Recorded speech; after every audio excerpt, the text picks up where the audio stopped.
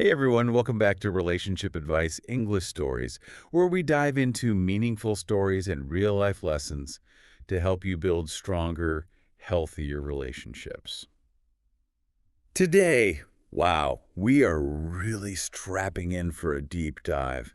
We've got some material that honestly might just revolutionize how you look at commitment, dating, Yeah. the whole picture. Yeah, we're gonna basically tear apart that old idea that, love is all you need. It sounds nice, but It's not enough. We're replacing it with something much more solid.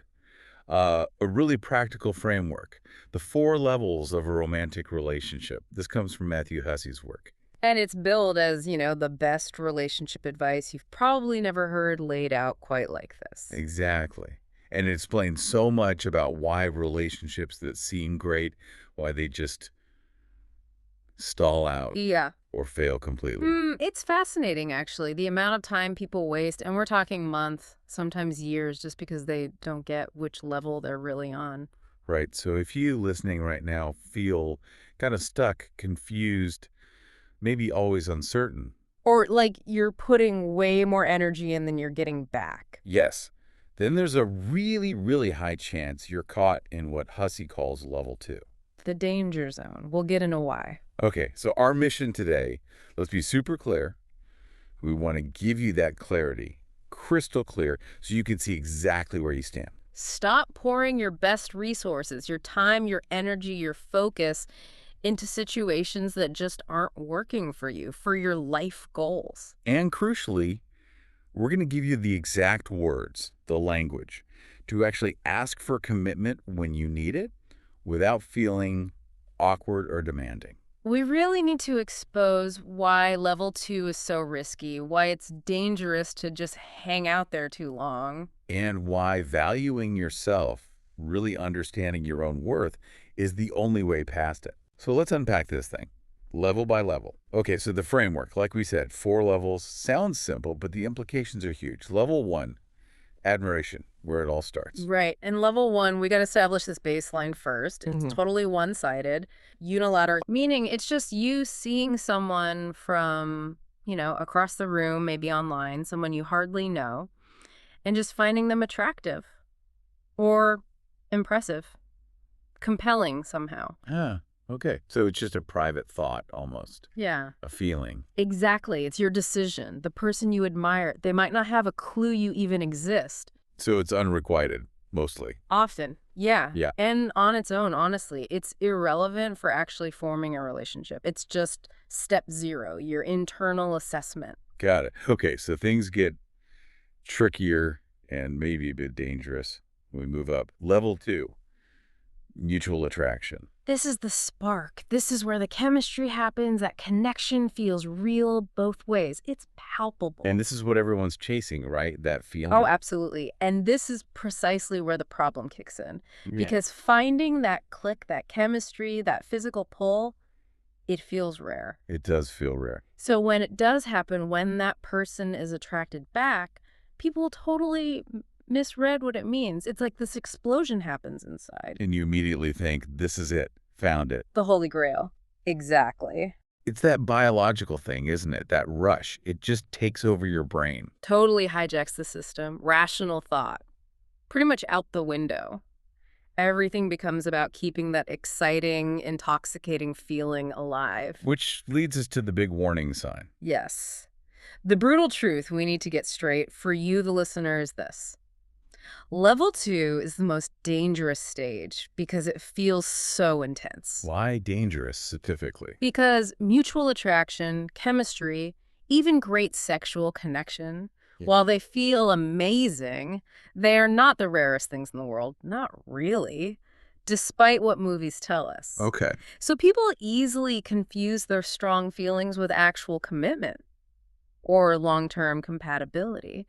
But level 2, on its own, it's just an experience, an exciting high. It's not a relationship yet. That distinction is key, isn't it? Confusing the feeling of attraction with the actual work of building something. That's what keeps millions stuck in these things that never really go anywhere. They prioritize the intensity over, a stable foundation. Okay, so how do we visualize this?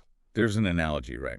Yeah, the source material use is a great one. Think of level 2, like finding this amazing plot of land. Just stunning. Like perfect location, great view, potential written all over it. Exactly. Beachfront, mountain views, whatever your dream is, the Right. potential is blinding.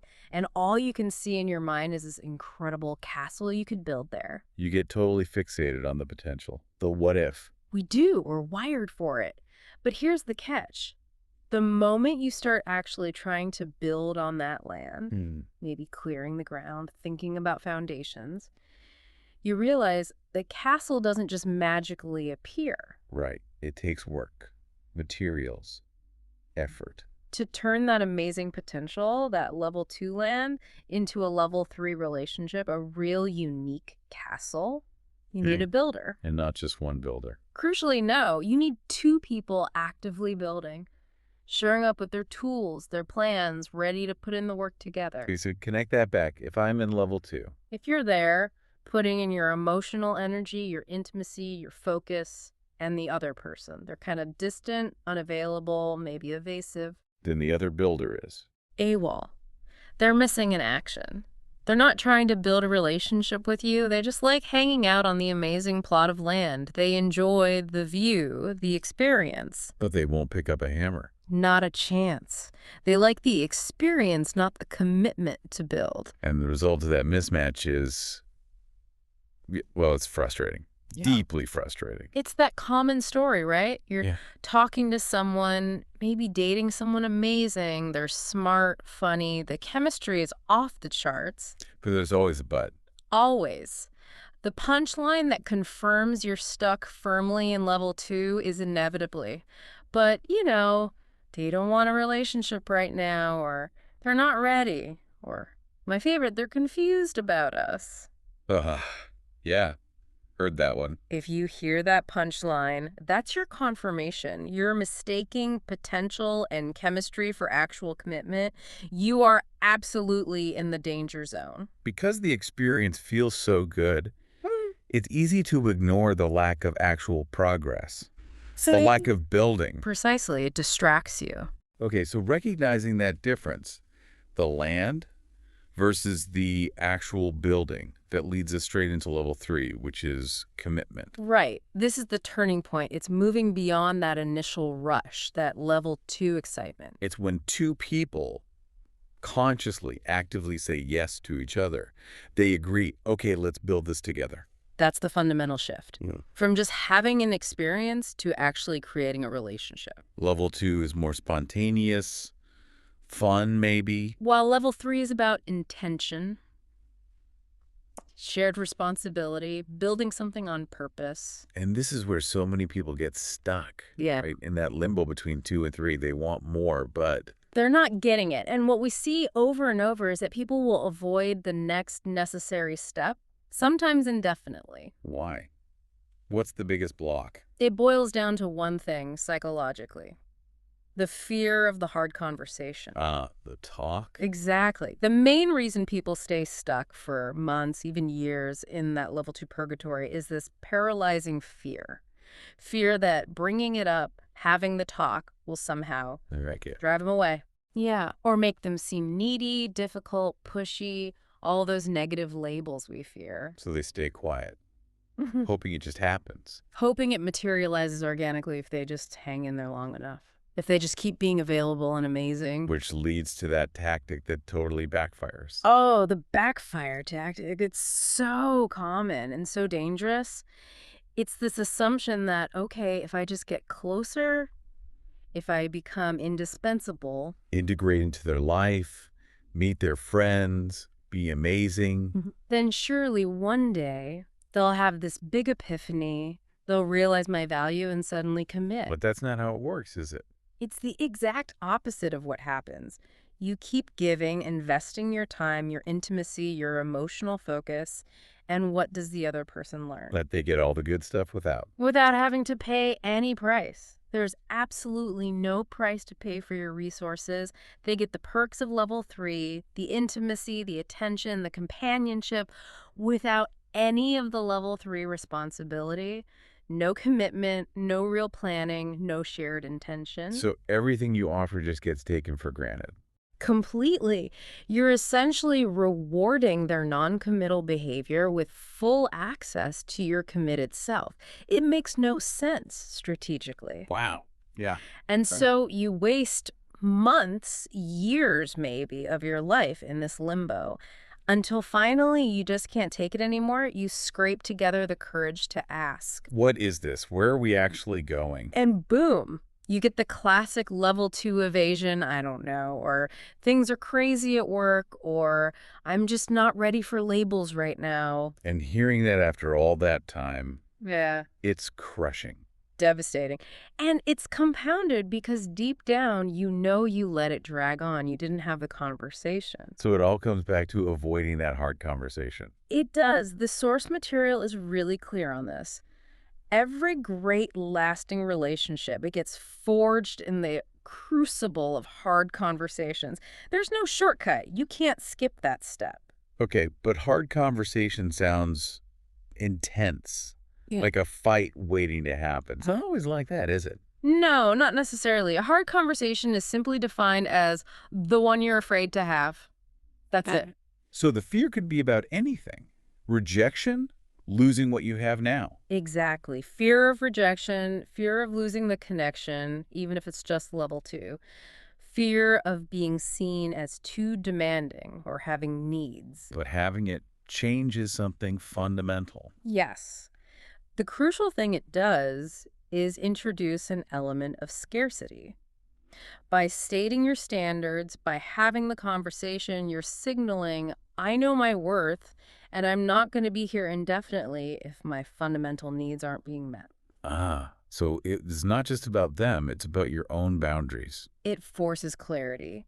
That scarcity makes them realize your presence isn't guaranteed under the current terms. So having the conversation actually speeds things up. Either you get the commitment you want. Or you get the rejection sooner. Which, honestly, that's a gift. It frees you up. It stops the time wasting and lets you find someone who is ready to build with you. Okay, let's get super practical. Tactical even. Because listeners need to know how. If you're stuck in level 2, you want exclusivity. You want level 3. Yeah. What do you actually say? How do you start that commitment talk without sounding, I don't know, desperate or like you're making demands? The absolute key, and the sources really hammer this home, is you have to shift the vocabulary.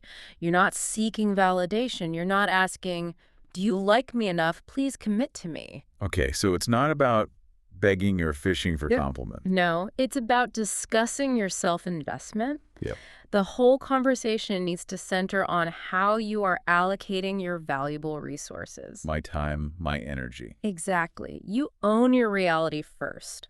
So maybe after you've had a nice time together, you initiate it calmly. You state something like, hey, I realize I'm investing quite a lot here. Investing what specifically? A lot of my focus, my emotional energy, my intimacy into this connection. Okay, stating the facts of your investment, then what? Then you draw a line.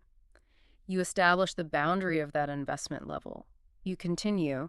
And importantly, this level of investment, it's something I wouldn't be giving if I were, still giving it to other people too. Subtly bringing in the exclusivity idea. Right. You add clarity. I know I'm not doing that. I'm focusing my energy here.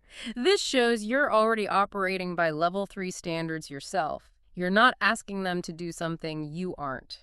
Okay, self-investment stated. Boundary drawn. What's next?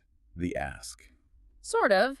It's more of a check-in, but crucially, you keep the door open for them to say no. This takes the pressure off them.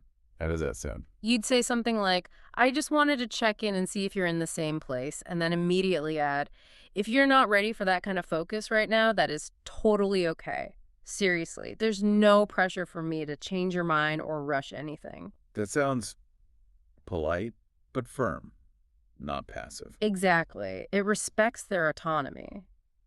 But then comes the core of the script, the boundary, the part that shows your self-valuation. This is the non-negotiable part. This is it. Right after saying, that's totally okay, you follow it. But if you're not in that same place right now, I'm going to need to reevaluate how much energy I'm giving here. Why?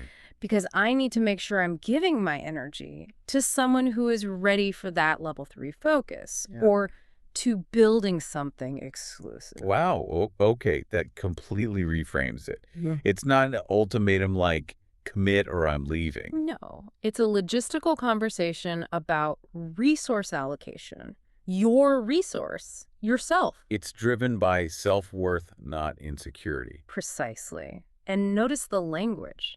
Focusing on energy, time, focus.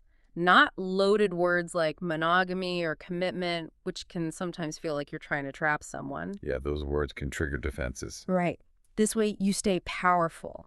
You're having a conversation about where your amazing resources, your presence, your focus are going. You're carefully choosing the destination. That is the language of high self-worth. It sends a subtle message. Yeah. If you want the full benefit of me, you need to meet my standard, which is non-negotiable. You know, we often hear people worry that having high standards will push potential partners away. But it's often the opposite. Standards done right create attraction, they signal value. You're not desperate, you have options and self-respect. And there's that story about Audrey's text, right, that illustrates this perfectly. Oh, Audrey's text is a masterclass. You see- Seriously. It shows exactly how to enforce a standard without drama, without being punitive. So Matthew Hussey tells this story. He and Audrey were kind of in that level 2 zone. Things were good, but not defined. Okay. Then he started pulling back a bit. Got busy, less texting, fewer calls. The classic fade, maybe unintentional, maybe not. We've all seen that happen or done it. Right. So after a noticeable quiet period, he sends one of those low-effort feeler texts. Something like, hey, miss you, or thinking of you, just enough to gauge if she's still interested. The breadcrumb text. Pretty much. Yeah. Now, what's the typical reaction from someone stuck in level 2, craving that commitment? Jump right on it. Oh my God, I miss you too. What are you up to? Let's hang out soon. Basically, reward the tiny crumb with a full loaf of enthusiasm. Exactly. They reward the low effort, which just teaches the person that low effort works. It keeps them in level 2. But Audrey didn't do that. Audrey refused. Her response was pure gold, a blueprint for emotional accountability. She started with warmth, which is smirk keeps things non-confrontational. Hey, hope you're well. Simple. Okay, polite start. But then, bam, straight into accountability, pointing out the gap between his words and his recent actions. What did she say? She wrote something like, to be honest, when I get a message like this from you, I don't really know what to say. Ooh, honest? We haven't really felt that close for a while now. Just stating the objective truth, his behavior didn't match his words. She called out the elephant in the room, but gently. Like, your I miss you feels kind of random, given how distant you've been. Precisely. And then the killer line. Delivered with humility, which is key. It prevents defensiveness. She added something like, rightly or wrongly, acknowledging her perspective might be off. This message feels like it comes across like a bid for attention. Wow. A bid for attention that's direct. It is, but framed carefully. She was essentially saying, I might be wrong, but this feels like you just want validation without offering any real substance or commitment. She refused to be his ego boost. She acted like someone who was done with level 2 ambiguity. Her consistency was unwavering. She wasn't going to play the level 2 game anymore, and that kind of boundary, that kind of standard, that's what forces someone who's genuinely interested to step up and engage seriously. It apparently made him realize he needed to move towards level 3 if he wanted her. That's powerful. Contrast that with the other common mistake. The fixer mentality. Yeah. This is huge. People think, oh, I can fix this person, or I can solve their commitment issues, or the really dangerous one. If I just love them enough, get close enough, they'll change for me. It's woven into so many romantic stories, isn't it? The power of love to heal or change someone. It is, but in reality, it's a tactic that almost always backfires because you're essentially making what Hussey calls the one-day wager. The one-day wager. You're literally betting your life, your time, your energy, your future happiness on this extraordinary gamble. The gamble that this person who right now is unwilling or unable to commit is suddenly magically one day going to transform into the partner you need them to be. And when you put it like that, it sounds risky. Extremely risky, because think about how hard change actually is for anyone. Yeah, I mean, think about trying to stick to a diet or exercise more or learn a new skill. Exactly. Even when you are highly motivated to change yourself, it takes incredible willpower, resilience, sustained effort day after day. It's hard. So why would we assume someone else? Someone else who might not even see a problem will suddenly find all that motivation and resilience and do all that hard work for you on your timeline. It's a massive assumption. It's based on wishful thinking, not reality. There's that great quote. Consider how hard it is to change yourself, and you'll understand how foolish it is to think you can change someone else. So the one-day wager isn't romantic. It's just a bad bet on your own future. A really bad bet. Okay, so let's say we navigate level 2, we have the hard conversation, and we get to level 3. Commitment achieved, problem solved. Right, we're good. Not so fast. Because you can absolutely commit to the wrong person. Right.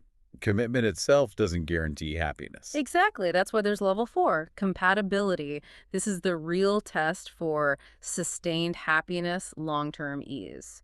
If love isn't enough, this is the what else you need. So compatibility is what happens after you commit. It's the day-to-day reality. It's what keeps that level 3 castle standing, especially when, life throws storms at you. The core question for level 4 is pretty practical. Can we consistently and without enormous struggle get our fundamental needs met in this relationship? Okay, fundamental needs. We need to unpack that. Because people often confuse needs with preferences, right? Oh, all the time.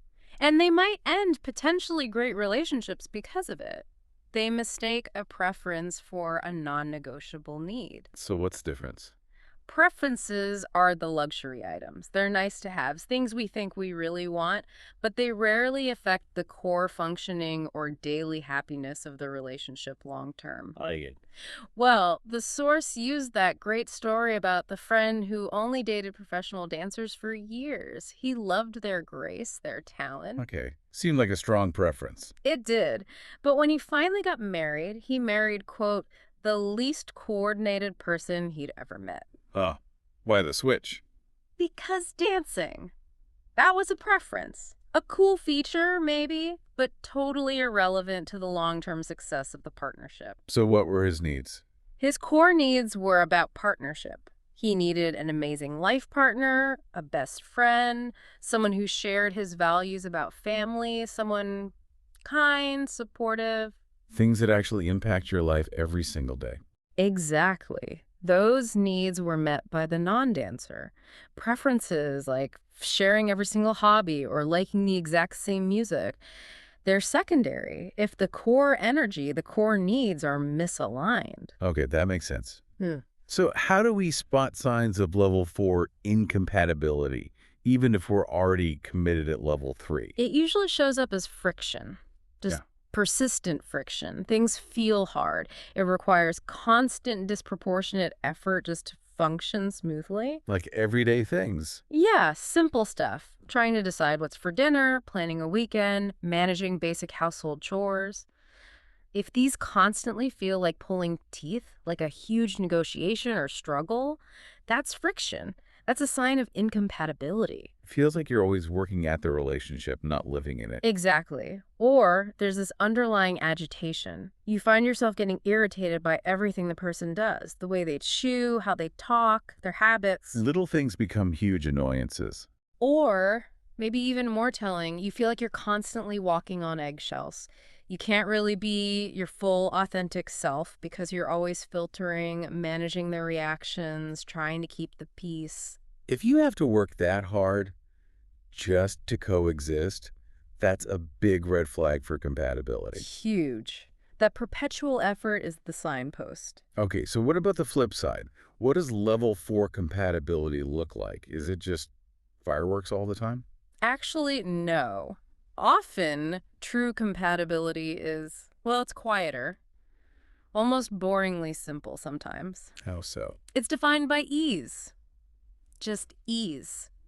The number one sign is that this relationship simply feels easier than your previous ones did. Less struggle, less drama. Things just flow better. Yeah. There's often an energetic match, even if you're different people, like the example of, say, a really driven, ambitious person paired with someone very easygoing and emotionally steady. They balance each other out. Right. They're not the same, but their energies are complementary. Huh. One might handle the external world stuff, the other handles the internal emotional stability. It works together. So the ultimate feeling of compatibility is? It's that deep realization, wow, in this relationship, I can be exactly who I am and also exactly who I'm not. Meaning? Meaning, you don't have to pretend. You don't have to fake being more organized or more outgoing or less sensitive than you are. You don't have to constantly work just to make the basic structure of the relationship function. It works because your fundamental needs align and there's minimal friction. That's the essence of level 4. Sustained ease. Okay, we've walked through all 4 levels. Admiration, the dangerous mutual attraction phase, commitment, and finally compatibility. But, like we flagged at the start, none of this works. You can't navigate these levels effectively without one core ingredient. Self-valuation, self-worth, whatever you want to call it. It's the foundation everything else rests on. But self-love or self-worth can feel so abstract, fluffy almost. How does someone listening, maybe someone struggling with that, actually translate it into concrete actions, especially in dating? We have to fundamentally redefine self-love, get it out of the clouds. It's not just a feeling, like being happy with yourself sometimes. What is it then? It's a standard. A concrete standard. Think of it like an approach, a job description, a verb, something you do. All right, a job. Yeah, your primary job. You need to see yourself clearly. You are a person in the room, the one human being you are directly, primarily responsible for taking care of. Your number one job is looking out for this human, yourself. That changes the perspective. It's not about feeling good. It's about strategic protection of, well, me. Exactly. You're the CEO of your own well-being, and your decisions need to protect your core assets, your time, your energy, your future. So how does that translate into a relationship standard? That strategic mindset leads directly to the core rule. We have to love ourselves enough, meaning value ourselves enough that we would not put anyone or keep anyone in our presence. If what we fundamentally want and need in life is something they clearly cannot or will not give us. Wow, okay.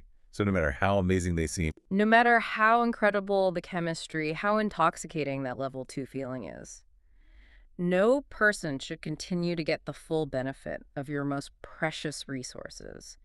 Your investment, your focus, your intimacy, if they are fundamentally incompatible with your non-negotiable life needs. so that level 2 hard conversation we talked about, it's not really about them changing. It's about, It becomes an act of self-preservation. It's you, the CEO, checking, is this investment still strategically sound for the well-being of the person I'm responsible for protecting, which is you? and the cost of not doing that, of delaying that conversation, not just with them, but with yourself. Oh, the cost can be devastating. We see it in coaching all the time. The really painful stories are about those missed opportunities, the years wasted on that one-day wager. Like the example you mentioned. Yeah, the woman who spent 10 years married to a man who kept saying he wasn't sure about having children. A core non-negotiable goal for her. 10 years is a long time to wait on, not sure. She kept delaying the really hard conversation. With him, yes, but more importantly, with herself. About her own biological clock, her own non-negotiable. By the time she faced it, she'd missed her window. And did he eventually decide he wanted kids? He eventually left anyway, for other reasons. She lost a decade and her biggest life goal, all because she clung to level 2 potential and avoided the level 3, 4 reality check. That's heartbreaking. Yeah, And it really drives home the point. that the absolute hardest, most critical conversation you must have, it's the one you have with yourself first. You have to get brutally honest. What is truly non-negotiable for my life? Kids, marriage, financial stability, basic respect, emotional safety, and then you have to have the courage to make choices that align with protecting those non-negotiables. Because hoping they will change to fit your needs is. It's deferring responsibility for your own life. We keep coming back to this. Change is incredibly hard. It takes immense personal will, motivation, resilience. Even when we want to change ourselves. Right. So to assume someone else will undertake that monumental effort, summon all that drive, sustain it over time, and do it for you on your schedule, it's an extraordinary and frankly unfair assumption. If they truly wanted level 3 with you, if they were ready, they'd likely be building already. Their actions would show it. Okay, so let's bring it home for the listener.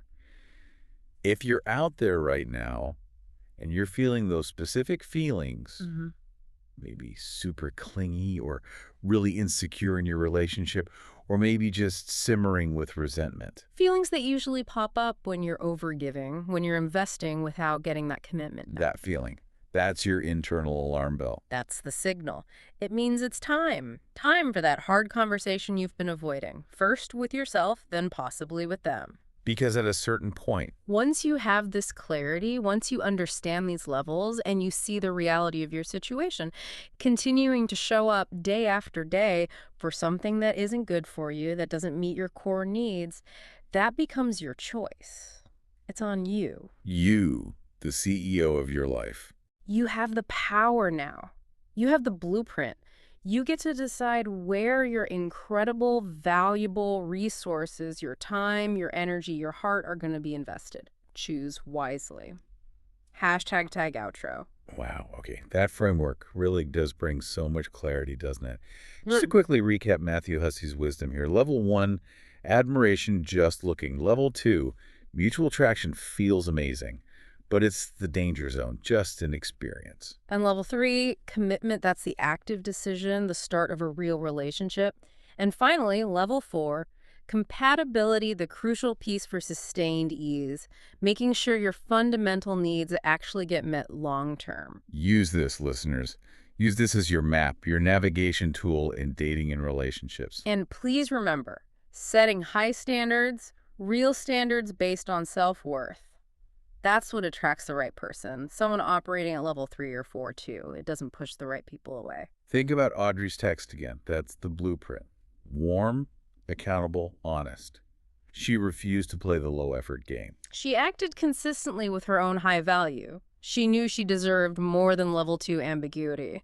Knowing these levels, it really gives you the power to stop wasting your precious time and energy on potential that just never turns into reality.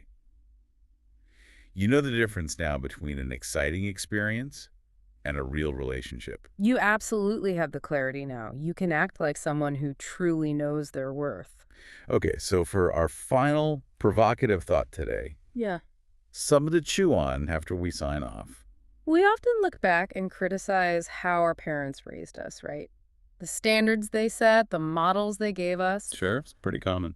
But maybe we should turn that critical eye inward a bit more often. Be more critical of how we are raising ourselves right now, especially when it comes to the standards we set for who gets access to our most valuable, non-renewable resource.